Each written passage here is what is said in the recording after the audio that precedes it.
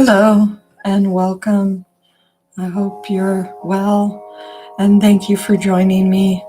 We're going to be finishing up this chapter of from The Secret Teachings of All the Ages, Manly P. Hall, a chapter and analysis of the tarot cards, part 2.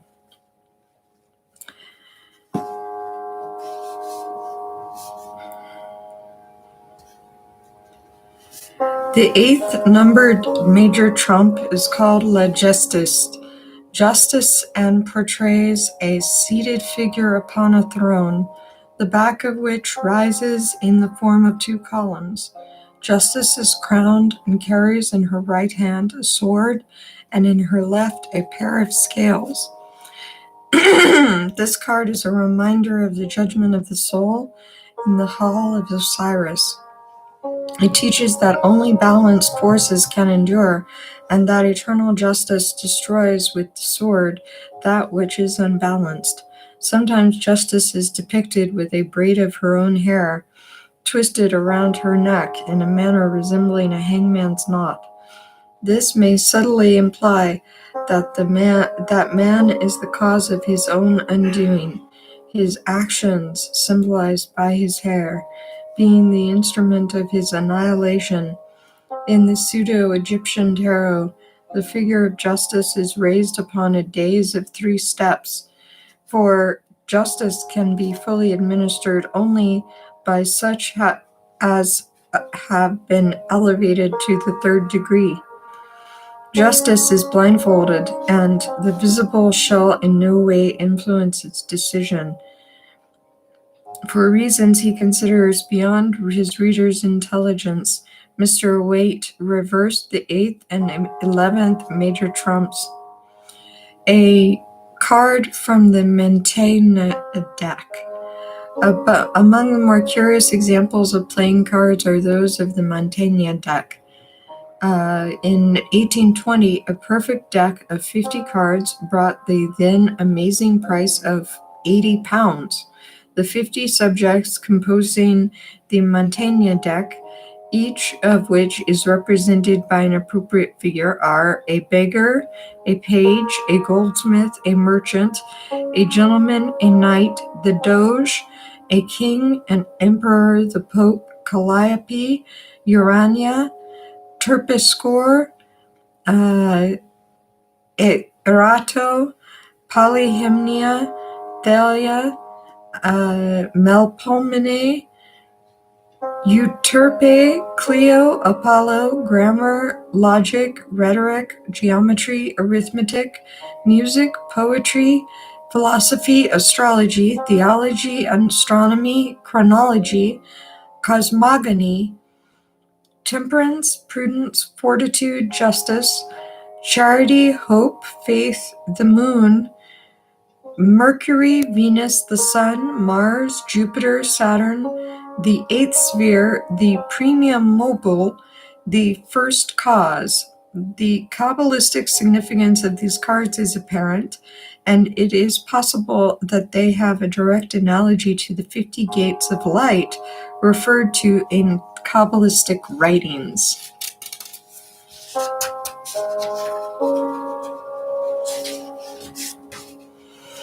The 9th numbered major trump is called Le Hermite, the hermit, and portrays an aged man robed in a monkish habit and cowl, leaning upon a staff.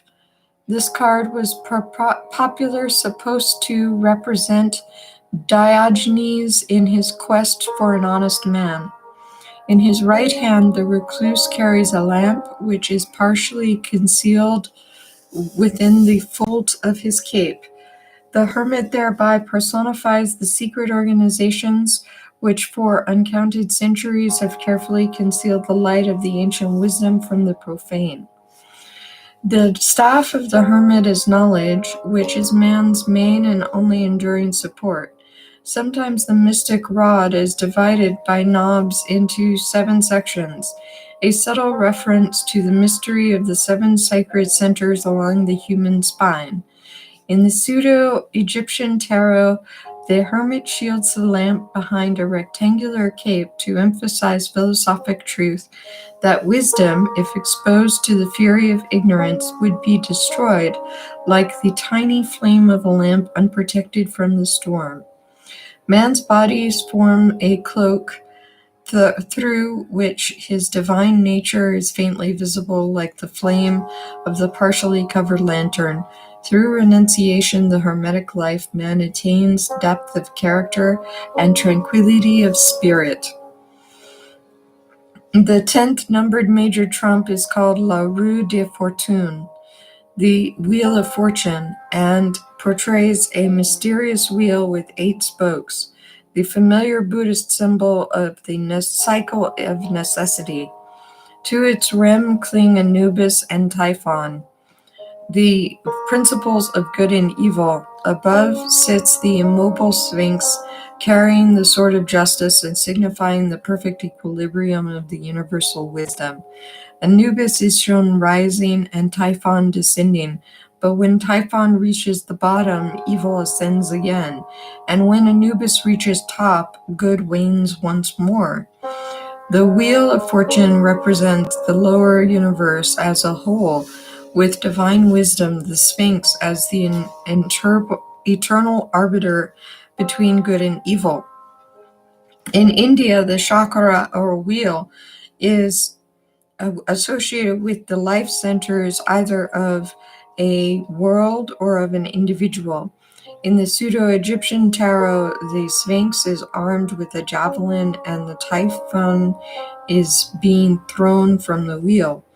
The vertical columns supporting the wheel and so placed that but one is visible represent the axis of the world, with the inscrutable Sphinx upon its northern pole. Sometimes the wheel with its supports is in a boat upon the water. The water is the ocean of illusion, which is the sole foundation of the cycle of necessity. The 11th numbered major trump is called La Force, or Strength, and portrays a girl wearing a hat in the form of a lemniscate with her hands upon the mouth of an apparently ferocious lion. Considerable controversy exists as to whether the maid is closing or opening the lion's mouth. Most writers declare her to be closing the jaws of the beast, but a critical inspection conveys the opposite impression. The young woman symbolizes spiritual strength, and the lion, either the animal world which the girl is mastering or the secret wisdom over which she is mistress. The lion also signifies the summer solstice and the girl Virgo, for when the sun enters this constellation, the Virgin robs the lion of his strength. King Solomon's throne was ornamented with lions, and he himself was likened to the king of beasts with the key of wisdom between its teeth. In this sense, the girl may be opening the lion's mouth to find the key contained therein, for courage is a prerequisite to the attainment of knowledge. In the Pseudo-Egyptian tarot, the symbolism is the same, except the maiden is represented as a priestess wearing an elaborate crown in the form of a bird surmounted by serpents and an ibis. The 12th numbered major trump is called Le Pendu, the hanged man, and portrays a young man hanging by his left leg from a horizontal beam, the latter supported by 2 tree trunks, from each of which 6 branches have been removed.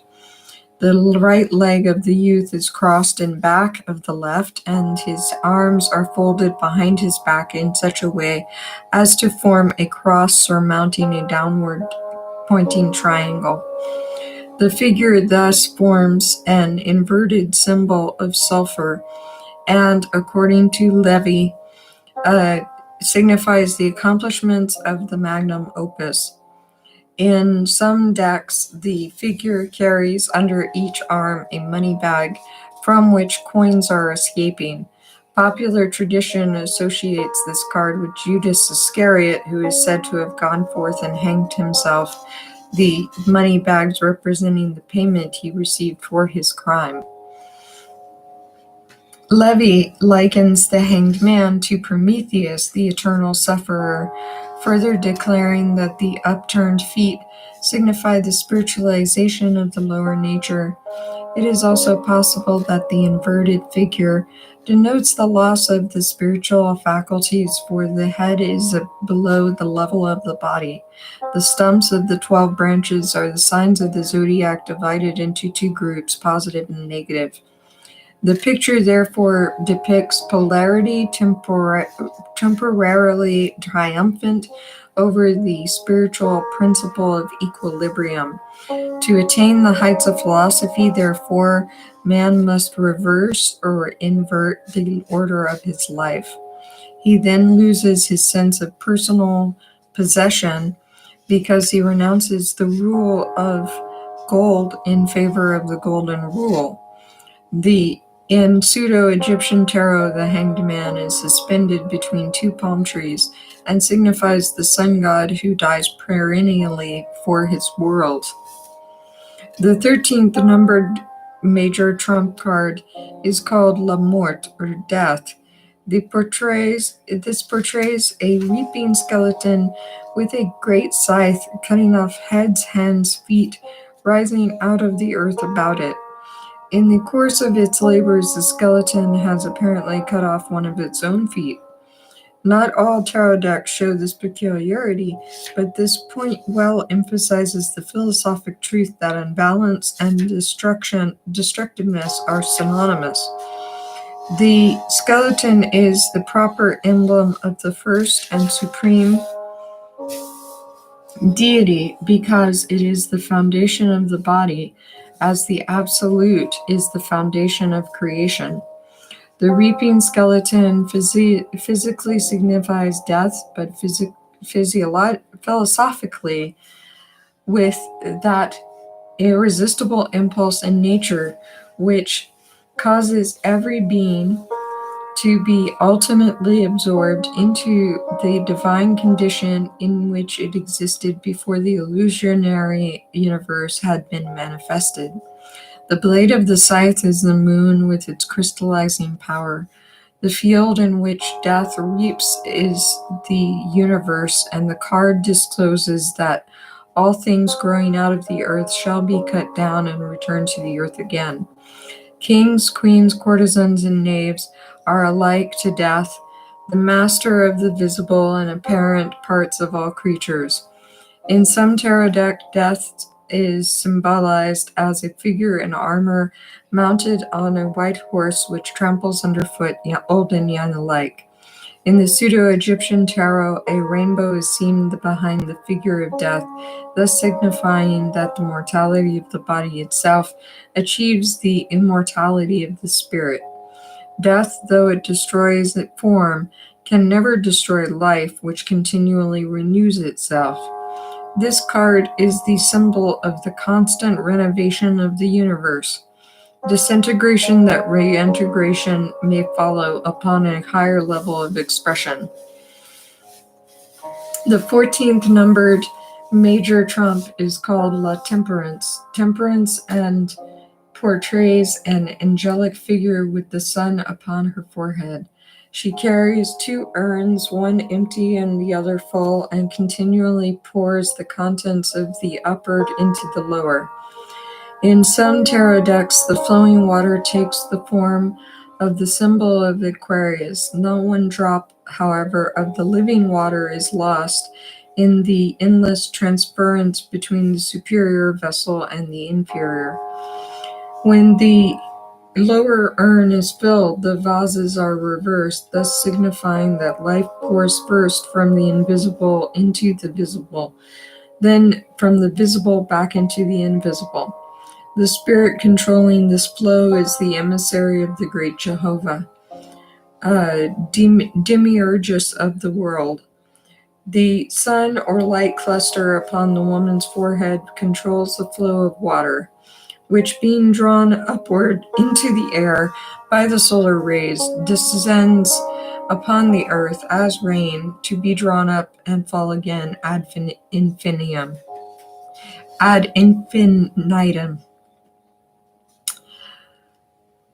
Herein also shown the passage of the human life forces back and forth between the positive and negative poles of the creative system. In the pseudo-Egyptian tarot, the symbolism is the same, except the winged figure is male instead of female. It is surrounded by a solar nimbus and pours water from a golden urn into a silver one, typifying the descent of the celestial forces into the sublunary spheres. Sublunary spheres.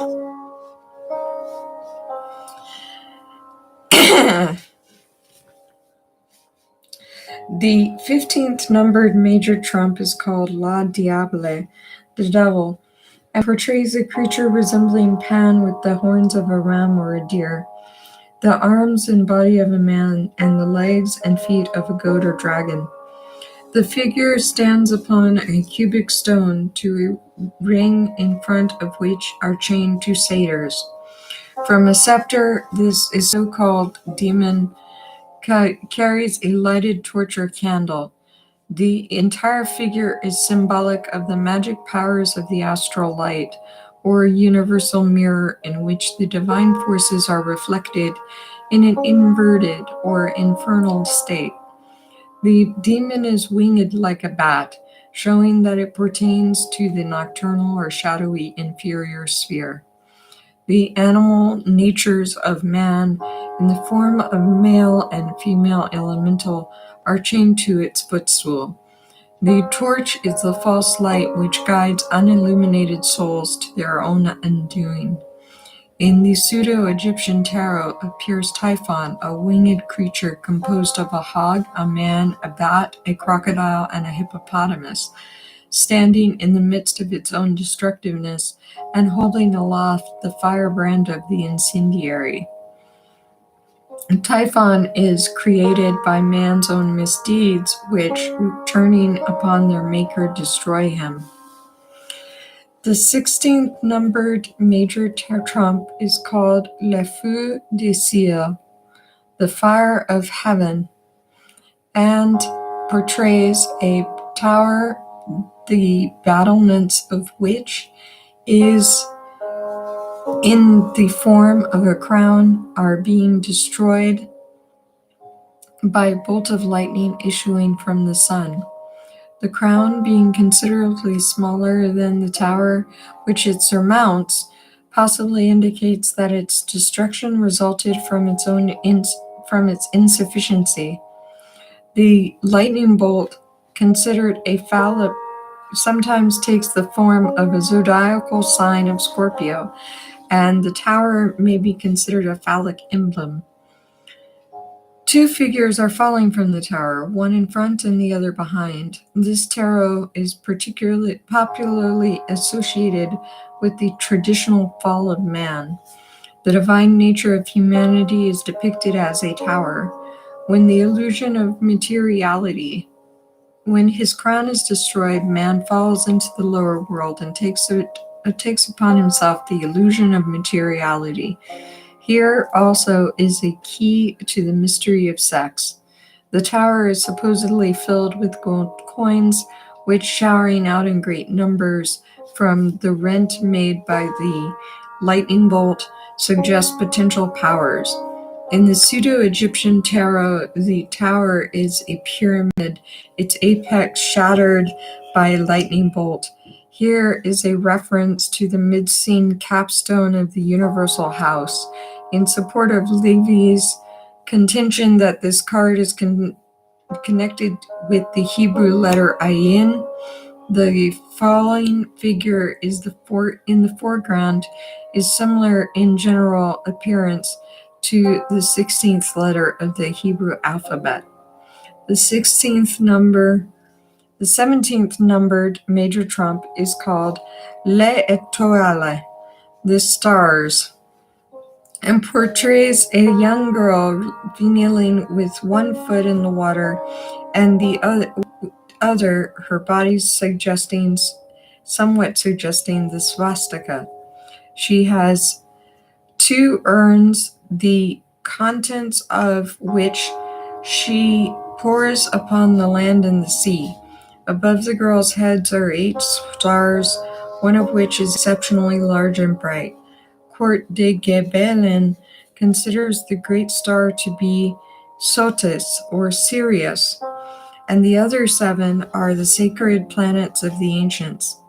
He believes the female figure to be Isis in the act of causing the inundations of the Nile which accompanied the rising of the dog star. The enclothed figure of Isis may well signify that nature does not receive her garment of verdure until the rising of the Nile waters release the germinal life of plants and flowers. The bush and bird or butterfly signify the growth and resurrection which accompany the rising of the waters. In the Pseudo-Egyptian tarot, the great star contains a diamond composed of black and white triangle, and the flowering bush is a tall plant with a trifoliate head on which a butterfly alights.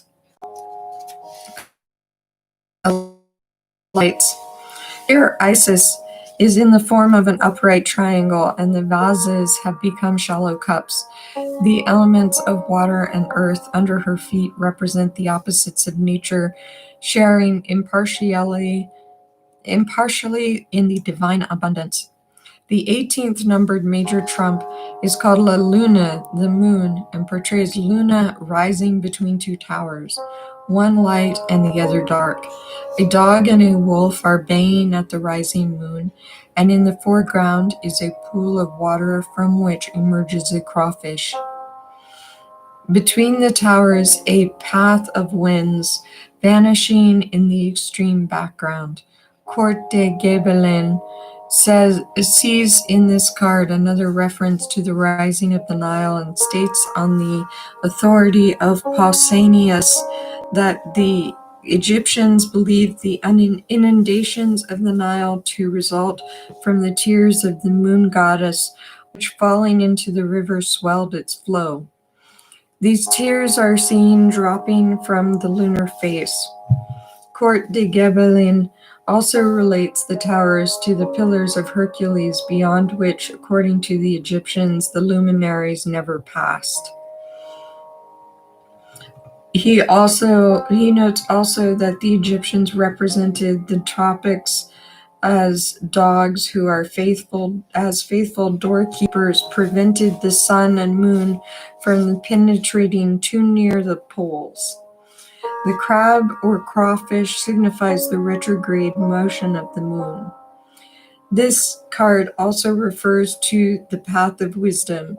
Man, in his quest of reality, emerges from the pool of illusion. After mastering the guardians of the gates of wisdom, he passes between the fortresses of science and theology and follows the winding path leading to spiritual liberation. His way is faintly lighted by the human reason, the moon, but which is but a reflection of divine wisdom. In the Pseudo-Egyptian tarot, the tower are pyramids, the dogs are black and white respectively, and the moon is partly obscured by clouds.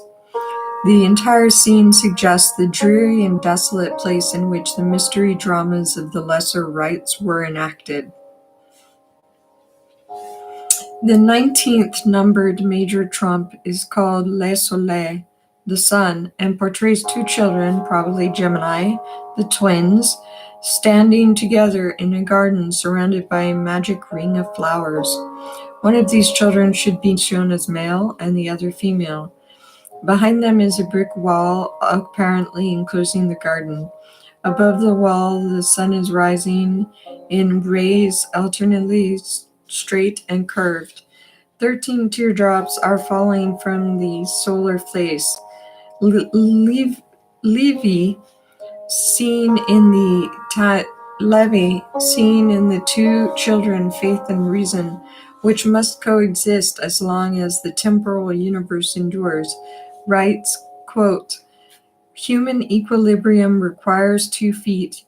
The worlds gravitate by means of 2 forces. Generation needs 2 sexes. Such is the meaning of the arcanum of Solomon, represented by the 2 pillars of the temple, Yakin and Boaz." See Transcendental Magic. The Sun of Truth is shining into the garden of the world, over which these 2 children, as personifications of eternal powers, preside. The harmony of the world depends upon the coordination of 2 qualities symbolized throughout the ages as the mind and the heart. In the pseudo-Egyptian tarot, the children give place to a youth and a maiden. Above them is a solar nimbus, is a phallic emblem of generation, a line piercing a circle. Gemini is ruled by Mercury, and the 2 children personify the serpents entwined around the caduceus. The 20th numbered major trump is called Le Jugement, the judgment, and portrays 3 figures rising apparently from their tombs, though but one coffin is visible. Above them is a blaze of glory, is a winged figure, presumably the angel Gabriel blowing a trumpet. This tarot represents the liberation of man's threefold spiritual nature from the sepulchre of his material constitution. Since but 1/3 of the spirit actually enters the physical body, the other 2/3 constituting the hermetic anthropos or overman, only one of the 3 figures is actually rising from the tomb. Court de Gebelen believes that the coffin may have been an afterthought of the card makers, and that the scene actually represents creation rather than resurrection. In philosophy, these two words are practically synonymous. The blast of the trumpet represents the creative word, by the intoning of which man is liberated from his terrestrial limitations. In the pseudo-Egyptian tarot, it is evident that the 3 figures signify the parts of a single being, for 3 mummies are shown emerging from one mummy case.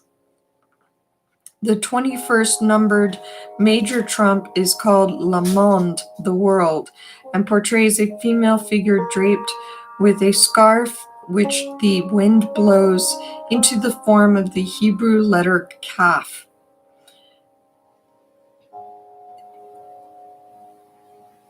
Her extended hands, each of which holds a wand, and her left leg, which crosses behind the right, causes the figure to assume the form of the alchemical symbol of the sulfur. The central figure is surrounded by the wreath in the form of a Vesica Pisces, which Levi likens to the Kabbalistic crown Keter.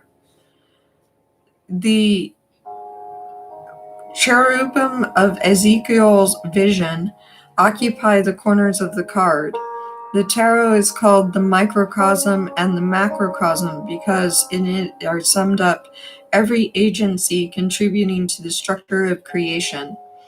The figure of the great emblem, the emblem of sulfur, represents the divine fire and the heart of the great mystery. The wreath is nature, which surrounds the fiery center. The cherubim represents the elements, worlds, forces, and planes issuing out of the divine fiery center of life. The wreath again signifies the crown of the initiate, which is given to those who master the 4 guardians and enter into the presence of unveiled truth.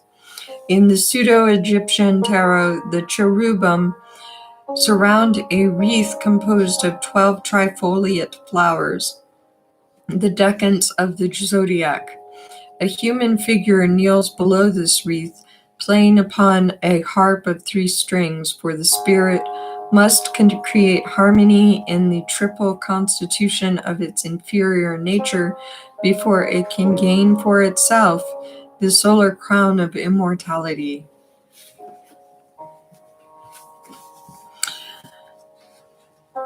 The 4 suits of the minor trumps are considered as analogous to the 4 elements, the 4 corners of creation, and the 4 worlds of Kabbalism.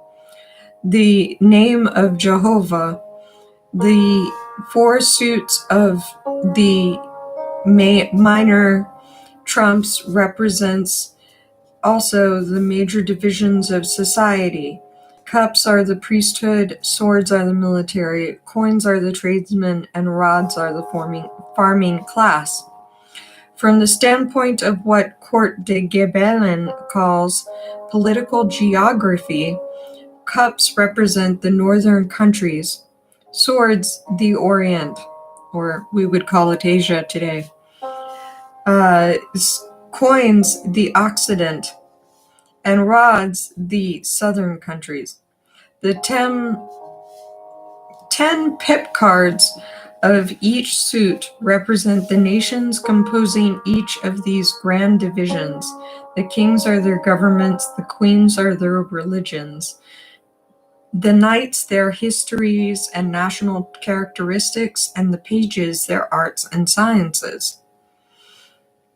Elaborate treatises have been written concerning the use of the tarot cards in divination, but as this practice is contrary to the primary purpose of the tarot, no profit can result from its discussion. Many interesting examples of early playing cards are found in the museums of Europe, and there are also noteworthy specimens in the cabinets of various private collectors. A few hand-painted decks exist, which are extremely artistic. These depict various important personages contemporary with the artist. In some instances, the court cards are portraitures of the reigning monarch and his family. In England, engraved cards became popular, and in British Museum are also to be seen some extremely quaint stenciled cards. Heraldic devices were employed, and Chateau, in his Origin and History of Playing Cards, reproduces 4 heraldic cards in which the arms of Pope Clement IX adorn the King of Clubs. There have been philosophical decks with emblems chosen from the Greek and Roman mythology. Also, educational decks ornamented with maps and pictorial representations of famous historic places and incidents.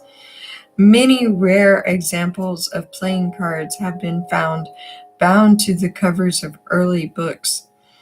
In Japan, there are card games, the successful playing of which requires familiarity with nearly all the literary masterpieces of that nation.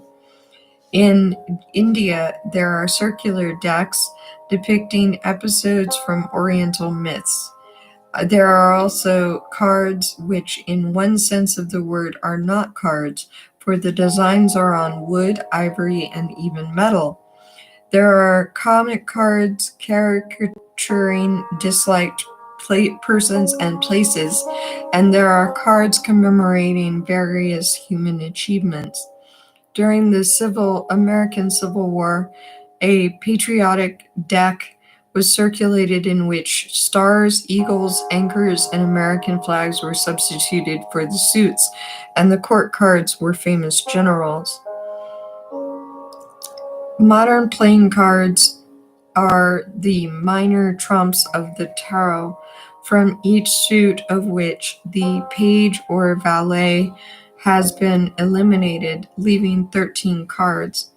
Even in its abridged form, however, the modern deck is of profound symbolic importance, for its arrangement is apparently in accord with the divisions of the year. The two colors, red and black, represent the two grand divisions of the year, that during which the sun is north of the equator and that during which it is south of the equator. The four suits represent the seasons, the ages of the ancient Greeks, and the yugas of the Hindus. The 12 court cards are the signs of the zodiac, arranged in triads of a father, a power, and a mind, according to the upper section of the Bimbing table. The 10 pip cards of each suit represent the Sephirotic trees existing in each of the four worlds. The suits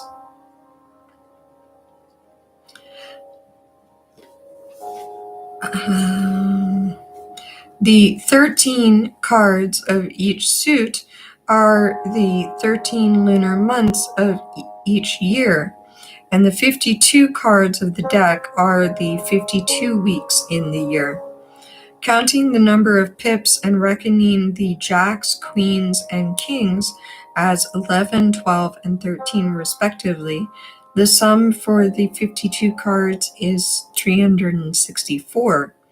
If the joker be considered as 1 point, the result is 365, or the number of days in a year. Milton Pottinger believed that the United States of America was laid out according to the conventional deck of playing cards, and that the government will ultimately consist of 52 states administered by a 53rd undenominated division, the District of Columbia. The court cards contain a number of important Masonic symbols. 9 are full face and 3 are profile. Here is the broken wheel of the law, signifying the 9 months of the prenatal epoch and the 3 degrees of spiritual unfoldment necessary to produce the perfect man. The 4 armed kings are the Egyptian Ammonian architects who gouged out the universe with knives. They are also the cardinal signs of the zodiac. The 4 queens, carrying 8-petaled flowers symbolic of the Christ, are the fixed signs of the zodiac. The 4 jacks, two of whom bear acacia sprigs, the jack of hearts in his hand, the jack of clubs in his hat, are the 4 common signs of the zodiac.